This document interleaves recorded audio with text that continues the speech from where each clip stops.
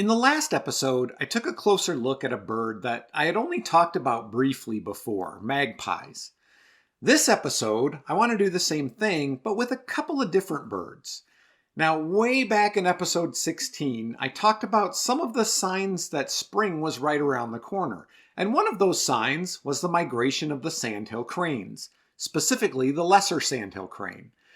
For this episode, I want to take a closer look at these birds along with another crane that sometimes gets into the mix, the whooping crane.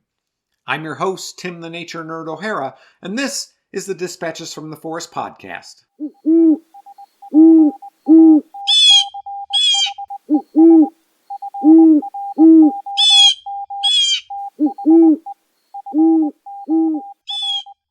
Sandhill cranes are not birds that you're going to see at your backyard feeder. I had never actually seen a sandhill crane, or a whooping crane for that matter, at least not that I remember, until just this past year. During our move from Virginia to Wyoming last summer, I saw sandhill cranes twice, once in northern Illinois, where I lived until I went off to college, and again in Michigan's Upper Peninsula.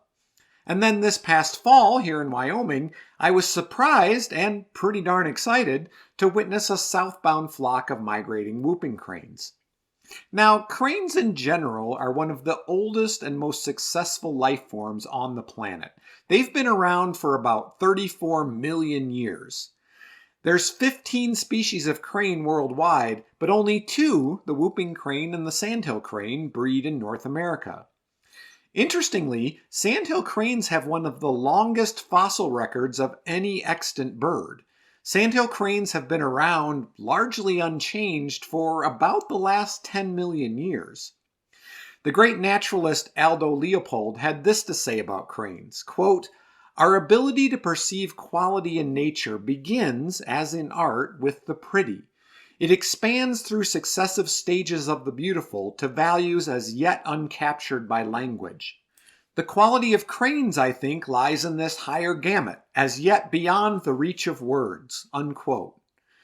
Now, in terms of body shape, sandhill cranes look kind of like great blue herons, except sandhill cranes are a little bit bigger. Color-wise, adults are gray overall, with a red forehead, white cheeks, long legs, and a long dark pointed bill. There are 6 subspecies of sandhill crane, and size varies somewhat depending on the subspecies, but I'm mostly going to be focusing on the lesser sandhill cranes since that's the subspecies whose spring migration is a major event. These cranes stand about 3.5 to 4 feet tall at the shoulder, plus a long neck, and have a wingspan of 6 to 8 feet. They weigh on average about 7.5 pounds. Now, while they may look similar to great blue herons, unlike herons, sandhill cranes don't hunt exclusively in the water or hunch their necks the way herons do. Instead, they feed with their bills down to the ground, rooting around for seeds, grain, berries, invertebrates, small mammals, amphibians, or reptiles in prairies, grasslands, and marshes. Sandhill cranes are fairly social birds and generally live in pairs or family groups through most of the year. But during migration and winter, unrelated cranes come together to form flocks that forage and roost together. On the wintering grounds in New Mexico, Texas, Arizona, and northern Mexico, and during their migration, these flocks can number into the tens of thousands. So let me talk for a minute about flyways. A flyway is a flight path used by large numbers of birds during migration between the breeding grounds and the wintering grounds. It's kind of like an interstate highway for birds, but flyways are not necessarily the shortest route between those 2 points. Flyways tend to avoid obstacles like mountain ranges and oceans, running parallel to the barriers and following routes along the coast or major river valleys. Birds of different species might follow similar routes, and populations from one area might merge with other groups and then diverge to reach different destinations. In selecting routes, birds try to take advantage of prevailing winds. Terrestrial birds tend to travel over land, raptors need routes where thermals can give them the lift they need, seabirds prefer ocean routes, and wetland birds need routes with suitable resting and staging areas. Here in North America, we have 4 major flyways. From east to west, we have the Atlantic, the Mississippi, the Central, and the Pacific. Lesser sandhill cranes use two of these four for their migration, the Pacific and the Central. The Pacific flyway population breeds in south-central Alaska and the Alaskan Peninsula, and overwinters in California's Central Valley near Sacramento. But most lesser sandhill cranes are part of the central flyway population. This population breeds in Canada, northern Alaska, and the Siberian Peninsula, overwintering in northern Mexico, Texas, Arizona, and New Mexico. The spring staging of the central flyway population of lesser sandhill cranes is considered to be one of the greatest wildlife spectacles in the world. Now, I think it's worth noting here that sandhill cranes don't nest or winter in the sandhills of Nebraska. Even so, they're named for the place where they stop for a few weeks once a year. Every year from mid-February to mid-April, about 80% of all sandhill cranes, somewhere between 400,000 and 600,000, stop over along an 80-mile stretch of the Platte River in central Nebraska. They come and go in 3 waves, each lasting 4 to 5 weeks, fattening up on waste grain in the cornfields, adding about 20% of their body weight, and, if they're unmated, trying to find a mate. During this stop on their migration, they sleep on sandbars in the river, which gives them some protection from predators. Now, sandhill cranes mate for life, and they can live up to 35 years in the wild. Most don't start mating until they're about 4, but by age 8, nearly all of them are paired up. To attract a female's attention, males perform a courtship dance, stretching their wings, leaping and bowing. They might even throw a stick or some plants into the air. While this dancing occurs most frequently during the breeding season, sandhill cranes are known to dance all year long, apparently just for fun. Once the female is satisfied with the male's performance, the pairs engage in unison calling. Mated pairs stand close together, calling in a synchronized and complex duet. The female makes 2 calls for each one from the male. This duet strengthens the pair bond before they continue their journey to their Arctic and subarctic nesting grounds. Sandhill cranes' large wingspans mean that they're excellent at soaring, similar in style to hawks and eagles, but with longer legs. Using thermals to get lift, they can stay aloft for hours with only the occasional flapping of wings required, which means they use very little energy to travel. Migratory flocks of hundreds of birds can create clear outlines of the normally invisible thermals. When they reach the nesting grounds, the cranes mate and, well, build a nest. It's the nesting grounds, after all. And nests are built on the ground, again in contrast to great blue herons that actually nest in trees. Sandhill cranes usually build their nest in small, isolated wetlands like marshes or bogs, sometimes on dry ground, but within 300 yards of the edge of a larger wetland. The foundation of the nest is made of whatever vegetation is most readily available, like cattails, sedges, reeds, rushes, and grasses, using dried plant material early in the season and adding green material later on. To this foundation, they add a cup-shaped hollow lined with smaller stems or twigs. Both mates gather material, tossing it over their shoulders to form a mound. The female usually stands on the mound and arranges everything. Nests can be nearly 3.5 feet across and 4 to 6 inches high. Nests built over water tend to be bigger than those built on dry land. And interestingly, sandhill cranes will paint themselves with mud by taking a bundle of grass, dipping it in the mud, and then applying the mud to their feathers. Now, nobody really knows for sure why they do this, but it's thought that it helps camouflage them from predators, especially when they're sitting on the nest. Only one other crane species, the common crane, engages in this same painting behavior. Eggs, usually 2, are laid in April or May. The eggs are oval, dull brown with reddish markings. Both parents help incubate the eggs, and it takes about a month before they hatch. The chicks are precocial, meaning that they hatch covered in down with their eyes open, and they can leave the nest within a day. The parents brood the chicks for up to 3 weeks after hatching, feeding them intensively for the first few weeks, then gradually less frequently until they reach independence at about 9 to 10 months old. although it's not uncommon for only one chick to survive this long. The chicks remain with their parents until a couple of months before the parents lay the next clutch of eggs the following year. After leaving their parents, the chicks form nomadic flocks with other juveniles and non-breeders, and they remain in these flocks until they form breeding pairs of their own. Sandhill cranes are famous for their loud, trumpeting calls, made possible by elongated tracheas, which lets them emit deeper frequencies. They can also control their trachea to make it shorter or longer, adjusting the pitch of their calls depending on their situation, kind of like a trombone. A loud, rattling call signals that a predator is nearby, and soft purring clicks means that a crane is about to take flight. And, as you can imagine, several thousand cranes are not what you would call quiet.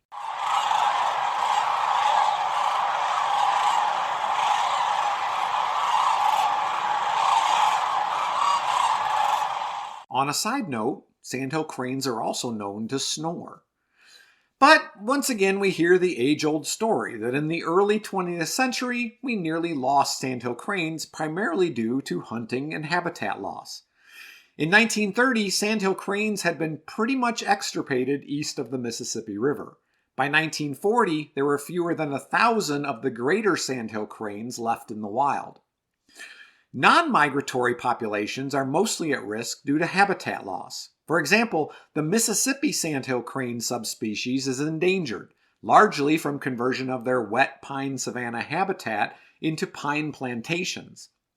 Migratory populations face threats not only from habitat loss in both the breeding ground and wintering grounds, but some migratory populations of sandhill cranes face population threats due to interspecies competition with snow geese. Since the 1990s, snow geese have also been eating the waste corn that the cranes rely on prior to migration. And then there's still hunting. Somewhat surprisingly, hunting cranes is legal throughout most of the states of the Central Flyway, from the Dakotas and Wyoming south to Oklahoma and Texas.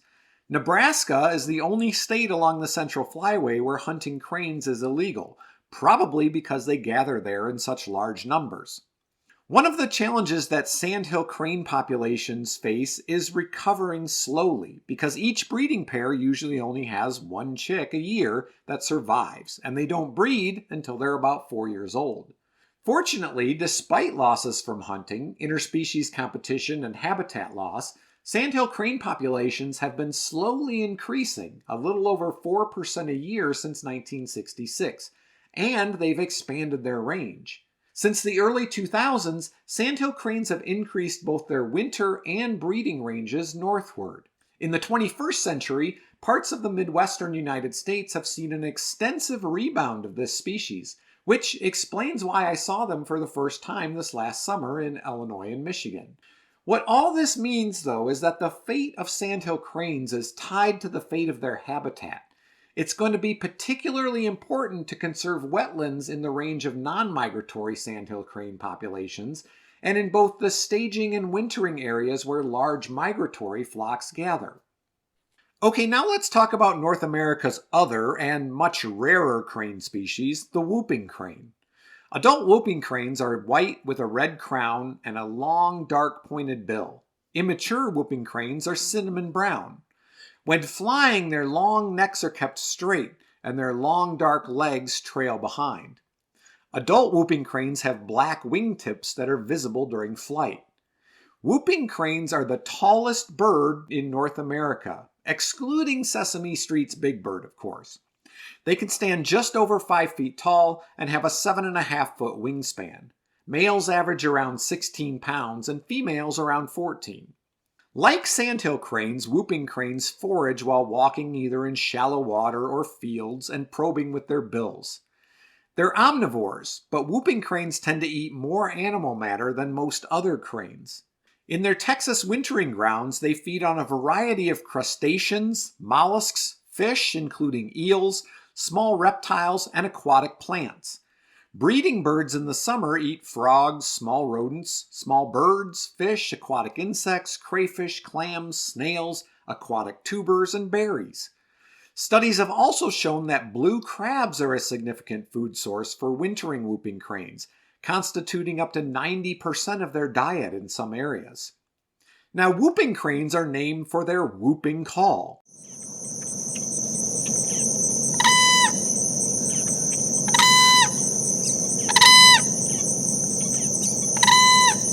These calls are loud and can carry several kilometers. Guard calls are used to warn their partner about potential danger. A crane pair jointly does a rhythmic unison call after waking up early in the morning, after courtship, and when defending their territory. Recordings of these guard and unison calls, followed by frequency analysis, has allowed the generation of a unique voice print for both individuals and pairs of cranes, which could then be compared over time. Remember that because I'm going to come back to it later. Now, in terms of nesting and chick rearing, whooping cranes follow the same pattern as sandhill cranes. Nests are built on the ground. The female lays 2 eggs, which both parents help brood, although the female is more likely to attend directly to the chicks once they hatch. Usually only 1 chick per brood survives to fledging, and chicks stay with their parents for about a year. Average lifespan in the wild for whooping cranes is 22 to 24 years. Now, whooping cranes were thought to be relatively rare even before European settlement. It's estimated that the population was around 10,000 when the first Europeans came ashore, and by 1870, due to habitat loss and hunting, their numbers were down to between 13 and 1,400. By 1938, there were just 28, 15 in a single migratory flock, and the rest in a non-migratory flock in Louisiana. A hurricane in 1940 devastated the Louisiana flock, killing half and scattering the rest, which never reproduced in the wild again. Whooping cranes were declared endangered in 1967. But even before being declared endangered, efforts to save the whooping crane were underway. One of the Louisiana flock, a female named Josephine, who had been injured in the hurricane, was taken into captivity in 1940. She was later joined by 2 injured males from the migratory flock, named Pete and Crip. This was the beginning of efforts to breed whooping cranes in captivity, but buckle up because this is going to be a long, hard road. It wasn't until 1950 that Josephine and Crip produced the first whooping crane born in captivity. Unfortunately, this historic chick lived only for about 4 days. And though decades of continued effort produced more than 50 eggs before Josephine's death in 1965, only 4 chicks survived to adulthood, and none of them bred. Meanwhile, the wild population was not having much better luck. Despite the efforts of conservationists, hunting bans, and educational programs, the aging wild population gained only 10 birds in the first 25 years of monitoring. Entire years passed without a single new juvenile joining those that returned to the Texas wintering grounds. In 1954, the location of the summer breeding grounds in Wood Buffalo National Park, Canada's largest national park, allowed a more detailed study of the whooping crane's reproductive habits in the wild, and led to the observation that while many breeding pairs laid 2 eggs, rearing efforts tended to favor a single chick, and both chicks would almost never survive to fledge. So it was concluded that removing 1 egg from a 2-egg clutch would still leave a single hatchling most likely to survive and provide an individual for captive breeding efforts. Removals in alternating years showed no decline in the reproductive success of the wild whooping cranes. The removed eggs were transferred to the Patuxent Wildlife Research Center in Maryland, where methods for hatching and rearing crane chicks in captivity had already been optimized with the Sandhill cranes. Okay, so remember those voice prints? I told you I was coming back to that. In the early years, whooping crane chicks in Wood Buffalo National Park were caught and banded for identification, which provided valuable information about the life history and behavior of whooping cranes. The downside, however, was that it was dangerous for both the cranes and the people doing the banding, so banding was abandoned, and this is where those voice prints come in. Voice prints allowed researchers to identify individual whooping cranes without the need to capture and band them, and it delivered some interesting results. For example, it showed that there was a certain fraction of crane pairs that were stable and had a strong affinity to their territories. But there was also a fraction of cranes who changed partners and territories. It also allowed researchers to identify a particular male, previously banded but who had lost his band, named Lobstick, who was over 26 years old and still fathering chicks. Well done, Lobstick. So captive breeding success was improving, but reintroduction to the wild still faced some major hurdles and setbacks. The first attempt started in 1975 and carried out jointly by the U.S. Fish and Wildlife Service and the Canadian Wildlife Service involved placing those removed second whooping crane eggs into wild sandhill crane nests. In theory, the sandhill cranes would foster these chicks and they would establish a self-sustaining whooping crane flock using a flyway from Idaho across Utah to New Mexico. 289 eggs were transplanted, resulting in 85 chicks that fledged and learned to migrate. Sounds great, right? Just one problem. Since these whooping cranes were hatched and fledged by sandhill cranes, they imprinted on sandhill cranes and thought they were sandhill cranes, so they failed to mate with each other. The project was discontinued in 1989, and no members of this foster population survived. Attempt number 2 involved establishing a non-migratory population of whooping cranes near Kissimmee, Florida in 1993. A total of 289, I don't know what's with whooping cranes and the number 289, captive bred birds were released in the wild between 1993 and 2004.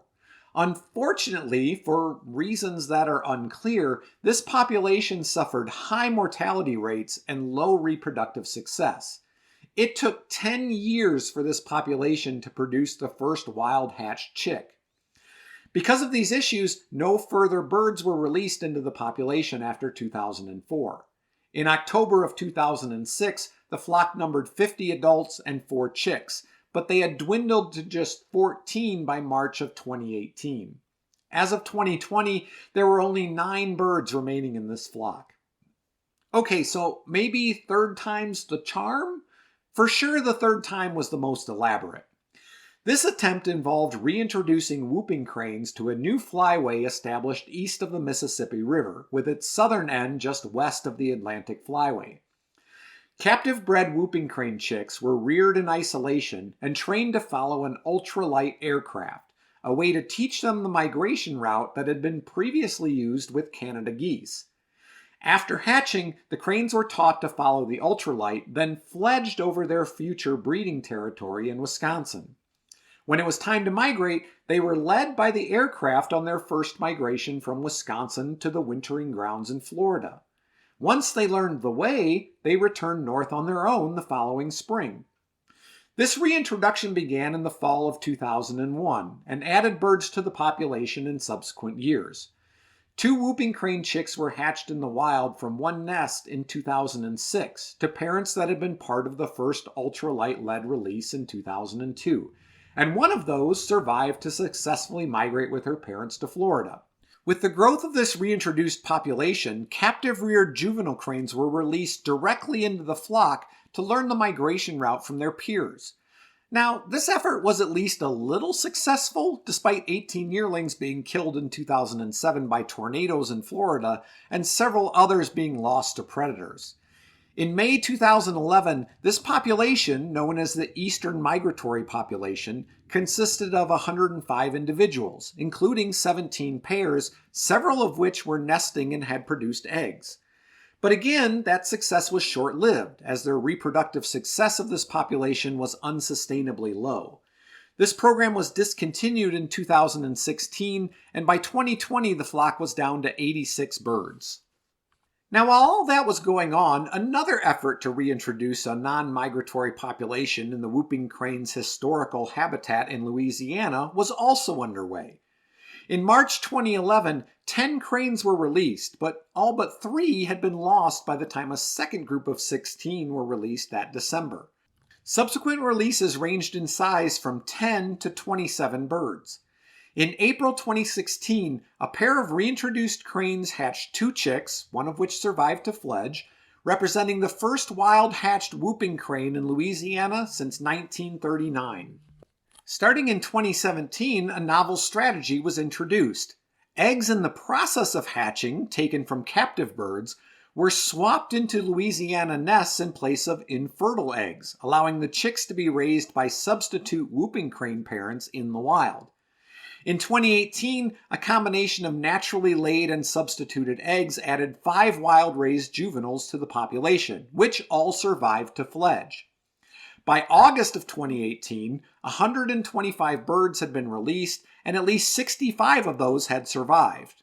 In 2019, the population began to receive birds relocated from the failed Florida reintroduction effort, with the arrival of a 21-year-old female and her wild-born 4-year-old daughter. By 2020, between additional releases, relocations from Florida, and several wild fledglings, there were 76 birds in this population. Unfortunately, one of the major hurdles still faced by whooping cranes is illegal hunting. Overall, it's estimated that about 20% of the eastern migratory population, those cranes that were trained to follow the ultralight, and about 10% of the Louisiana non-migratory population have been lost to illegal hunting. But it's not all bad news. Whooping cranes nested naturally for the first time in 100 years in the Nekada National Wildlife Refuge in central Wisconsin, and they've expanded their summer range in Wisconsin and surrounding states, while the reintroduced experimental non-migratory populations have nested in Florida and Louisiana. There are currently just over 500 whooping cranes left in the wild, which is why I was so excited to see them fly over last fall. Okay, that brings us to the end of this episode. As always, thank you so much for listening. Please subscribe to the podcast and hit that like button. Leave a comment if you have one, and be sure to tell all of your nature-loving friends to give me a listen. Once you've done that, migrate over and check out our Patreon page and consider supporting the podcast by becoming a patron.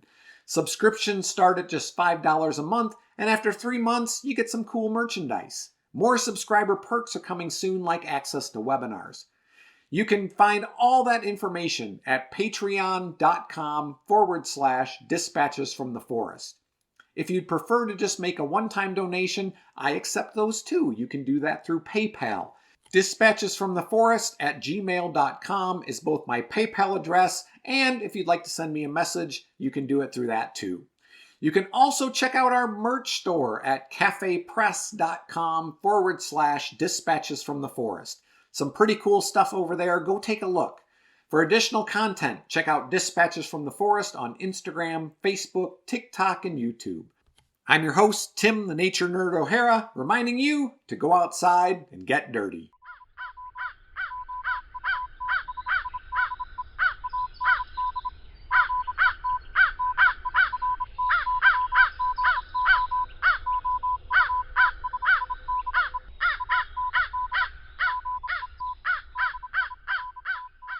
The Dispatches from the Forest podcast is a production of Dispatches from the Forest and may not be used or rebroadcast whole or in part without express written permission.